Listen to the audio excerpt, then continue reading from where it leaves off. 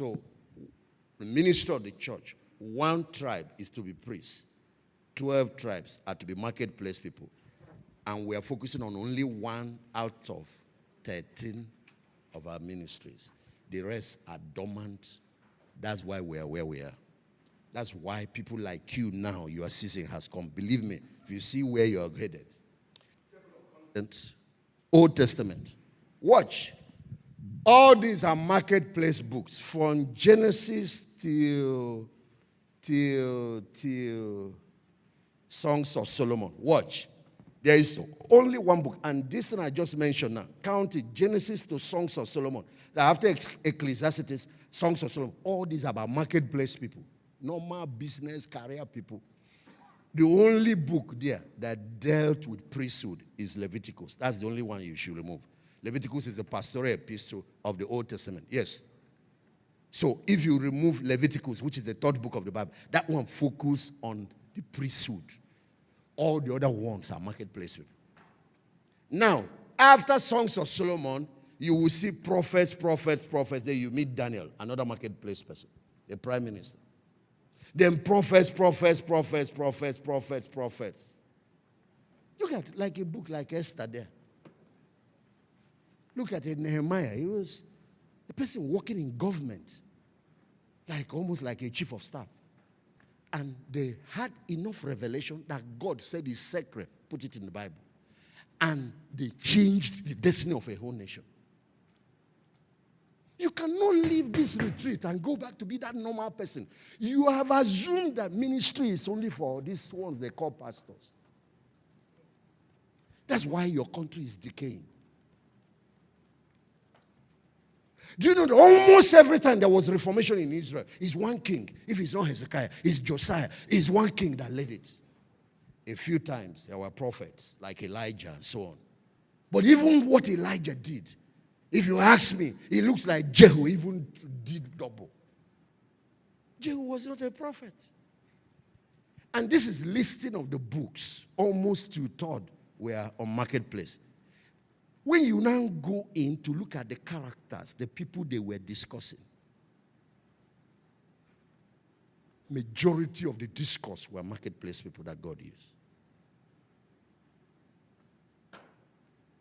Do you see the revolution that is now coming? This is where the church needs to open her eyes now. These people, you're calling them members. No, they are the atomic bomb. God needs to shake the world. Starting with you. Go and start a revolution in one field. If it is teachers, carry reformation to schools. If it is youth, carry reformation to the youths. If it is whatever, and while you are doing it, be creating wealth and be transforming that sector. If it's area boys, carry reformation to the streets and to those boys. If it's this poverty thing, I'm waiting for the person that will introduce reformation in this issue you call house girls and people. Now, you can't hire. You go get them. They can poison your children. They can even finish you. But that thing can be transformed.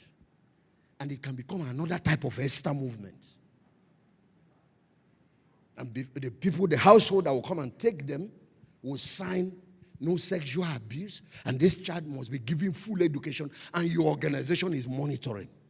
And now, the families can get safety. They know their children, because they are taking somebody that has gone through process. You have mentored them, you have discipled them, you put right values in them. They won't harm people's children. They won't harm people's families. But you also provide laws. You can work with lawyers that they are not abused, they are not denied their rights. They are people's children. Somebody should not come help you raise your children. You destroy that girl's life.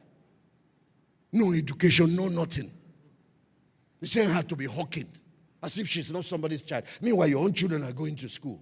Somebody is going to bring a revolution on this master servant thing. This apprenticeship system of the East. It has become corrupted now. All guys are not safe. The boys too are not safe. Everybody's trying to bring the other down. There is a whole large field of ministry.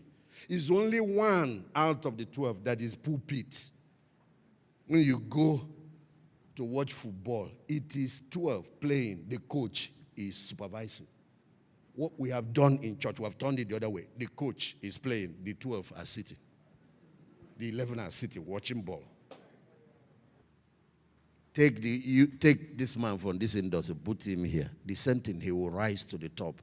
Take him from here, put him there. Even in prison, he became the prison president.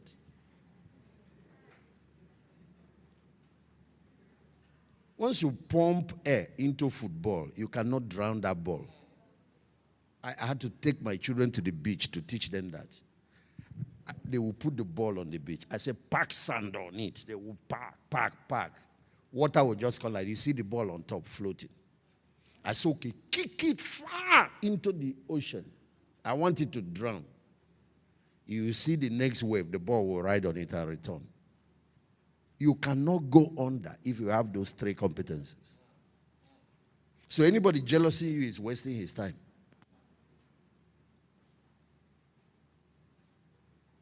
Then we got another ball. We say deflate all the air, remove all the air. You put it on the ground. You can use sand and bury it, and it's buried. You throw it into the water, it drowns. The same ball. So pump this 3 air into your helium gas. They keep you on the ground, you will float up. There is a law in Scripture. And that law is that the solution always appears before the problem. You can sit down and be complaining, I'm analyzing problems. No. The answer is now within. I'm sure you have heard, necessity is the mother of what? Because people will not look inward until problems. The provision is always there before the problem. But the problem is now needed so that the provision will be revealed. There are answers. There are new dimensions to economic development. There are new dimensions to governance. You see this one we collected, this thing they have been practicing for the last 50 to 60 years. Every day they sit in the Senate. It's not leading us anywhere. There are changes that will happen. But the people carrying it now are the ones that need to arise. This whole thing that you see going on is a setup for you to emerge. Who are going to be the John Calvins? Who are going to be the John Wesleys? Who are going to be the next? Because what we need now are reformers, not normal preachers. People should watch the direction I'm going. It's not this normal talk on the pulpit that can get the job done. Who are going to be the John Calvins? Who are going to be the Elijahs? Your time has come.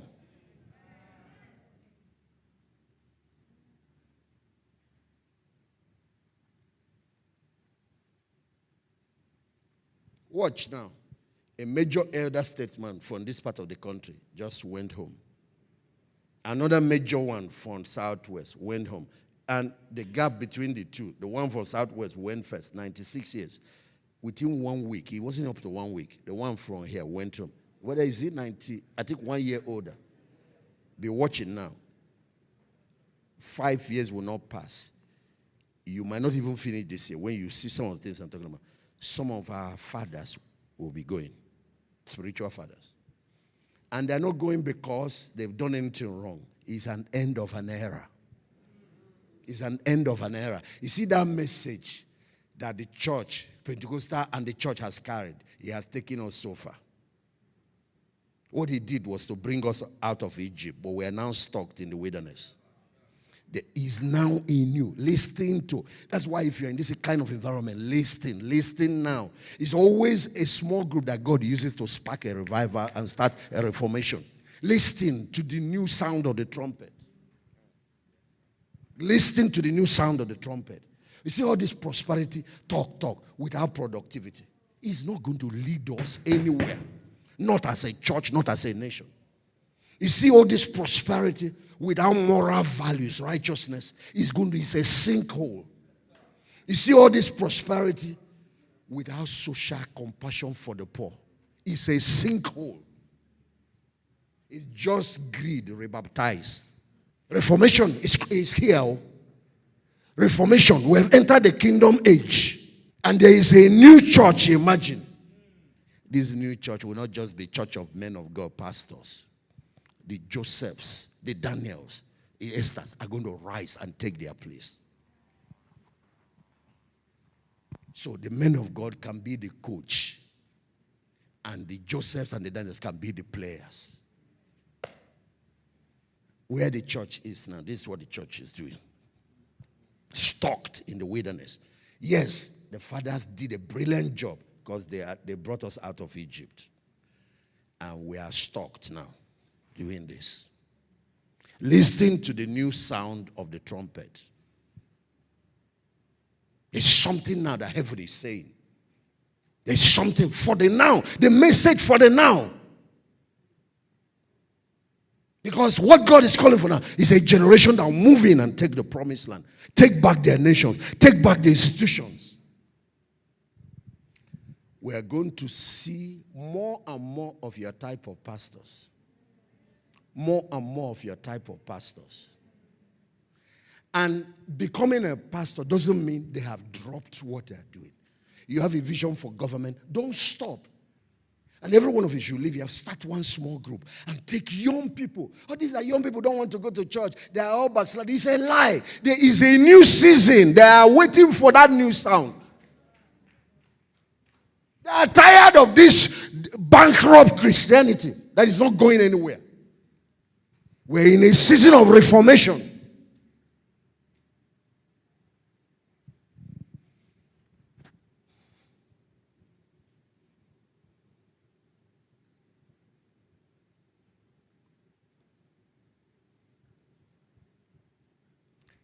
Once you see Goliath, there is a David song.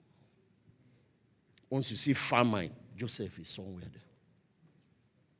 Once you see Pharaoh, there is Moses. Because the problem can never be ahead of the solution. That's why the Bible says the Lamb of God was slain before the foundation of the world. Before Adam fell. Look at Genesis chapter 1 now. The creation of this universe. Did God create man and start wondering where is the oxygen that he will breathe? Did God create man and now start looking for fruit, trees, and vegetation? Did God create man and now say, hey, whoa, I forgot water? No. All the provisions were created first. Then man was now introduced. This is how it is. You are the solution hiding in hiding. It's time for your manifestation. You are. You're busy looking for who will solve the problem. You are. And that's why the problem is here now to force everybody to wake up.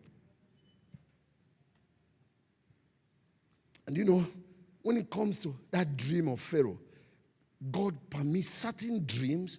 No, that the magicians cannot interpret it.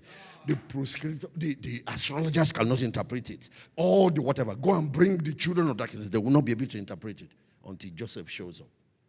What is troubling Nigeria? The unbelievers can't handle it. Because remember that at the heart of it is corruption. And corruption is a moral issue. So, is it Tinubu you're expecting to have it when pastors don't have it? The answer is going to confront the church. That's what I'm saying. And the answer can come even with a Nebuchadnezzar in office. It can come even with a Pharaoh in office. But the answer will not come through the Pharaoh. It will come through a Joseph. And that's what causes everybody, including Pharaoh, to recognize the God of Jacob, the God of Joseph. The whole thing is a setup. And in the school of foresight, which is one of the gifts that Joseph have, ability to see problems ahead of time and come up with solutions. The book said, if you are not prophetic like some of us, study end-time prophecy. Then study global trends. It's like this year. Some people are trying to know the direction of this year. Just study last year and the year before. It's not. There are climates. It's like when rainy season starts. Then you notice that everything starts springing up. That new rain has started again in the spirit. Something has shifted again. So when you see them 17, he was released to Egypt. He has left family. He was sold as a slave. Daniel 2, 17. David 2. At what age was he anointed king? 16, 17. Because They have grown them and mentored them. It's like Moses. The mother knew, I'm not going to keep this baby for long. So the moment they brought the baby to her, both the spiritual, the everything, he started putting it into Moses immediately until the age when Pharaoh's daughter came and collected him. They have put enough in him to produce that prophet that you saw later. So you see the implication of this when it comes to children, teenagers, and mentoring young people. You meet a 35-year-old man here, he still doesn't know his purpose, his left from his right. A 17-year-old boy is ready to take on national problems. That's what is going on in Israel. Israel today is the startup capital for the whole world. All the major innovations that now spread to other nations, that's where it's coming from. And it's young people. That's what the kingdom church must look like. That's what this new era is going to look like. God gives us different talents and giftings according to our several abilities. There's a language that has been popularized in Nigeria. It came from America. And it's a beautiful principle, except that it's not complete, it's not whole. It's still on one leg, which is follow your passion, follow what you love. When you're hungry, don't follow your passion. Follow what is bringing money. When you have money, you cannot do your passion.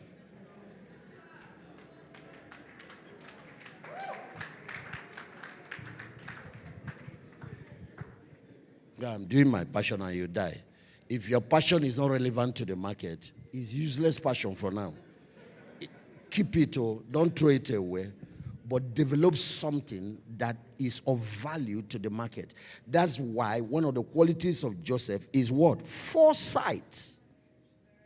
To be able to look at global trend, where things are headed, what will be the need of the present and the need of the future, and you position. What was the thing that he saw? Famine coming.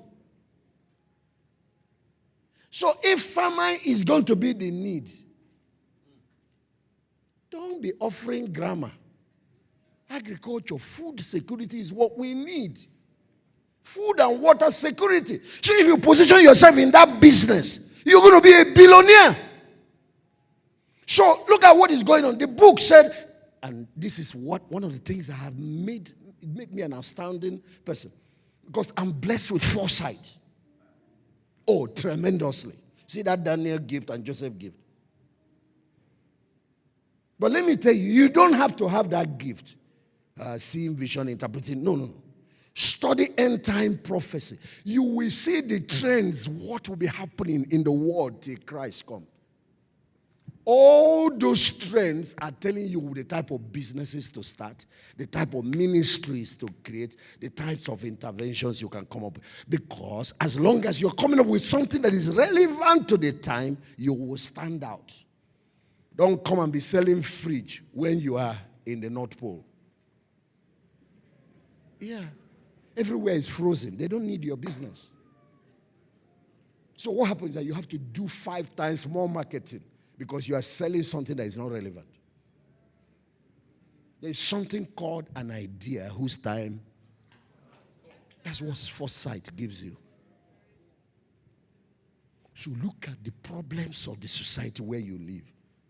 Find 1 or 2 that you can develop solution or services or ministries or whatever to begin to address.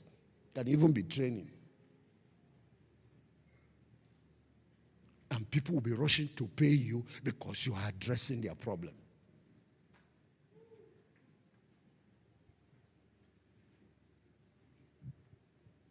Even if you are in ministry, that's what makes a man of God relevant. That he has understanding of the need of the time, and his messages are designed to solve the problems.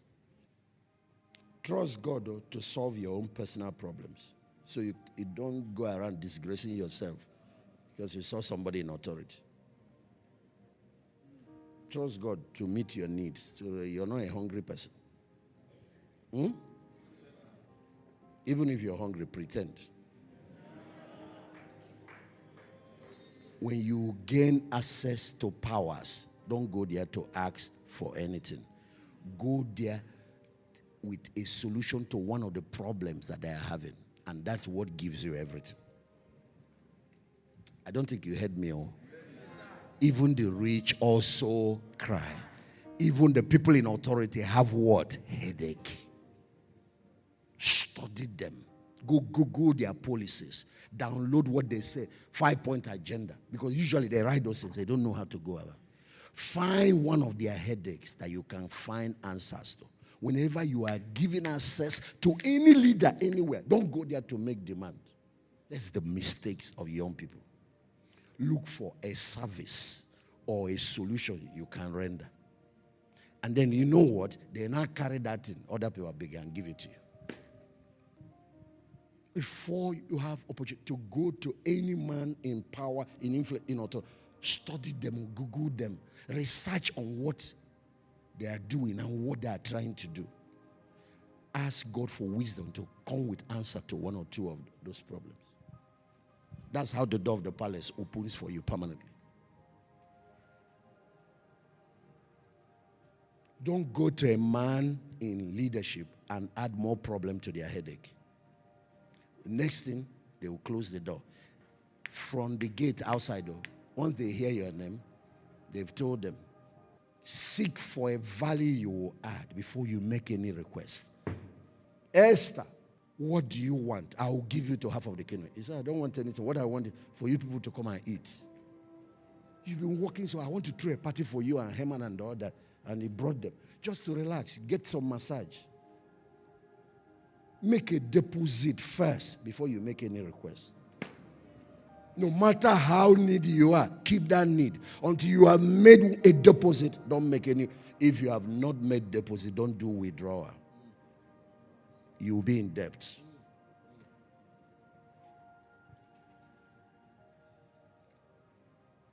You go to a bank, you have no account.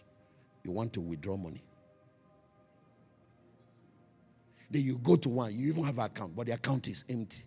Then you want to withdraw. This is what we are doing to relationships, and that's why doors are closing. Make deposits. Then before you make withdrawal. So if you are constant in depositing, a day will come where you might need to draw more than you have. They will grant you the favor. That is how relationship works.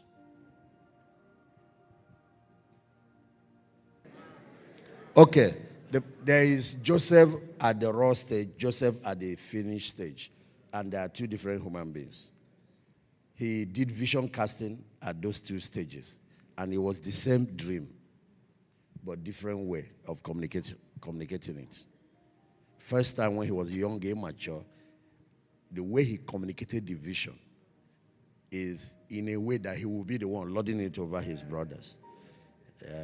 He showed them his promotion and their demotion.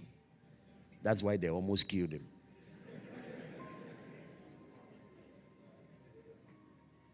When he has matured, they've now come to Egypt. He communicated. At this time, they were afraid.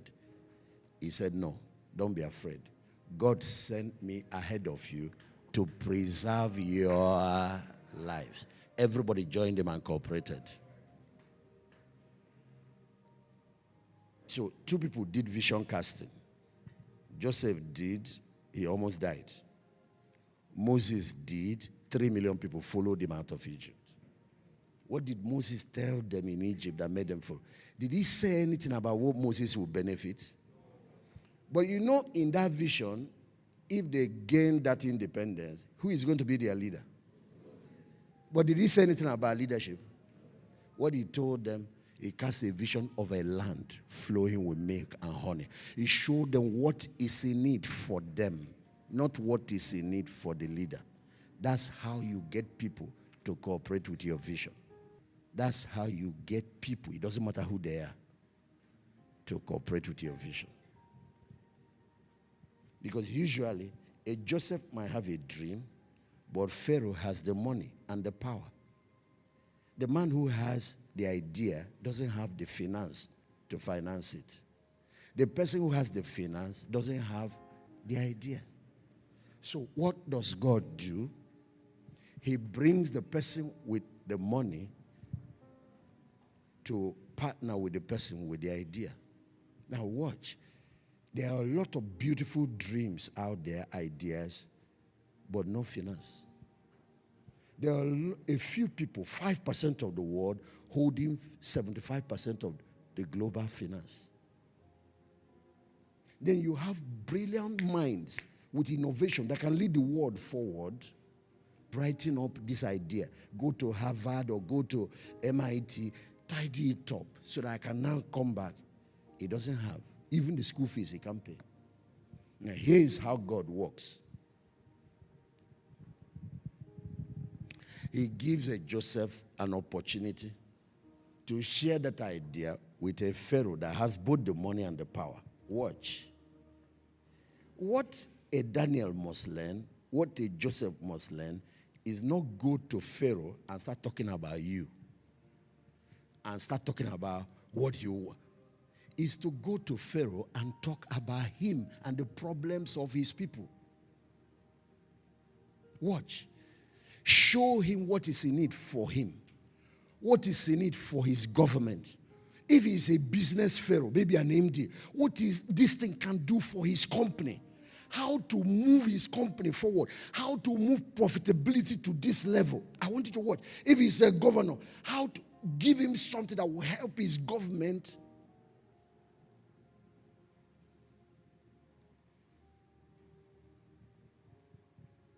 What is in it for them, not what is in it for you. As long as you're talking about you, you are still that immature person. And instead of getting the help, you might get envy and jealousy and enmity. Once people see that what you're doing is for their good, everybody relaxes and cooperates with you.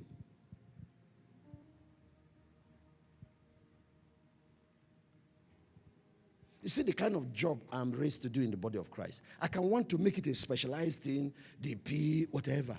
People will break your legs. Your fellow pastors, anywhere I go, any platform I get, I go there to help that man. I'm not interested in me.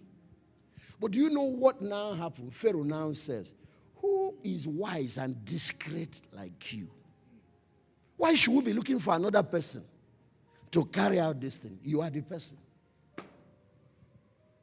Let me give you an example. I had audience with 2 governors just this year. One, I said, I had already studied, Googled all the things he said he wants to do. I have all the data, made some other inquiries. So I knew what his headaches were. Just came in. After all the greetings, Reverend, thank God, that you are here. I know you came, you need to pray for me, the problems that I listened to him when he finished. I said, that's why I came. I came here to help you. Any leader. What the young people do is that they are looking at what they have. No, don't do that. Even your uncle that is rich, leave that. Start looking at that family. He has problems. It might be his children that are going haywire. It might be something else. It might be that man, he's an army general, but he's a leper. But you don't care about their needs. You just want to take for yourself. That's the problem.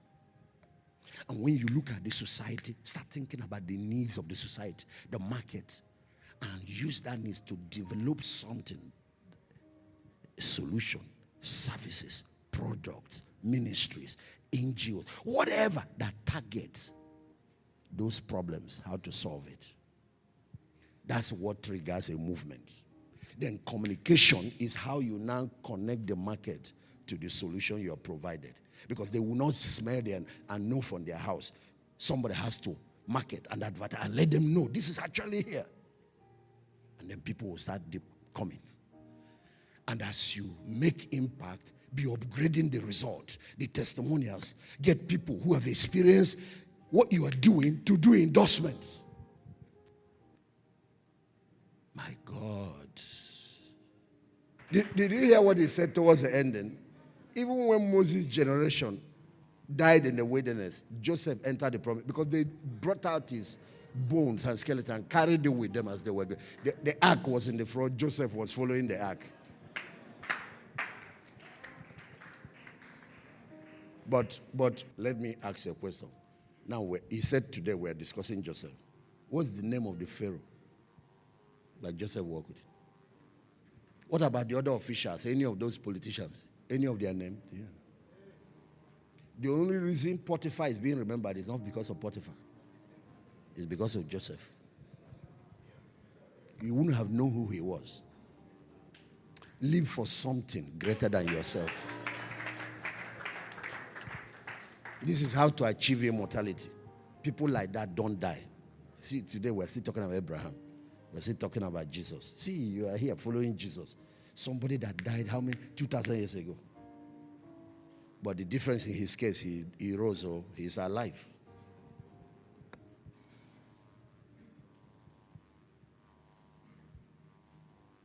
Who knows the type of brand of car Joseph was riding? What about his designer? The type of clothes. Was he Gucci or what? Who knows the type of house he lived in? What about his chariots? What about his bank account? Why are we discussing him today? Because of impact. That is how to outlive your time. That's how to gain time and gain eternity. It's people like that heaven is built for. People that serve their generation. What we're teaching is that there are two types of development required.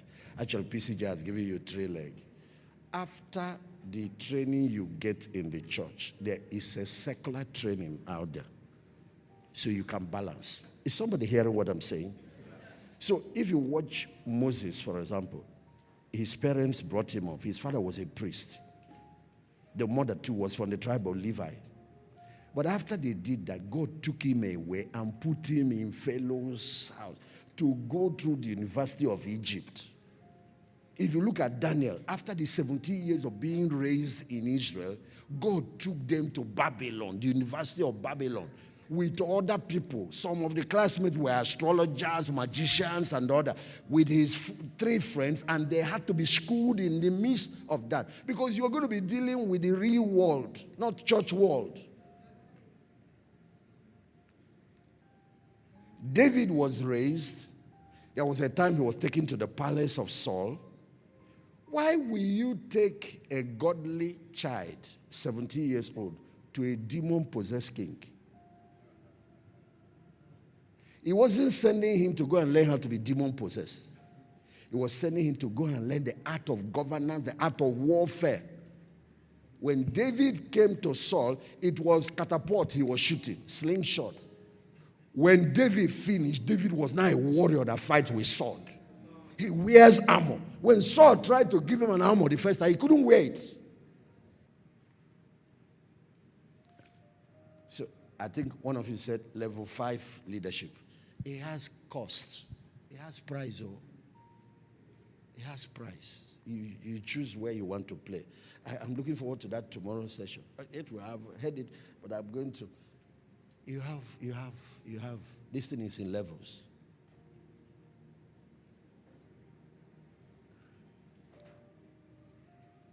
What the church will be facing in the days ahead is more complex than our level of understanding now.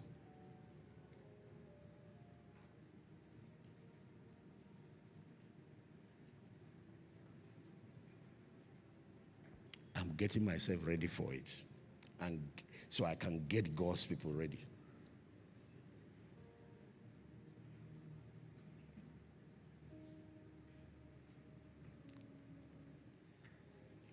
This version of you is not the version that will lead this global or national change.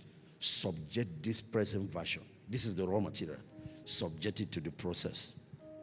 What the 6 growth cycle, please. This year, let no year pass again. And even spiritually, stop listening to nonsense. Stop listening to.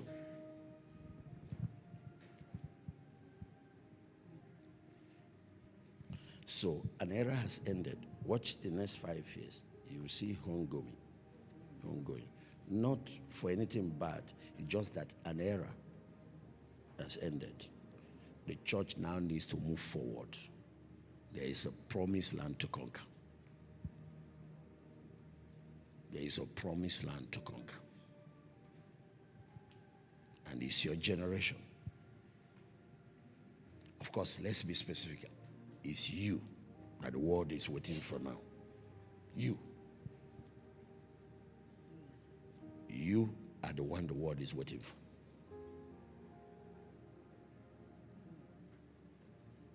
Bow down your heads just for 2 minutes. What kind of exchange? What kind of response? Thank you, gentlemen.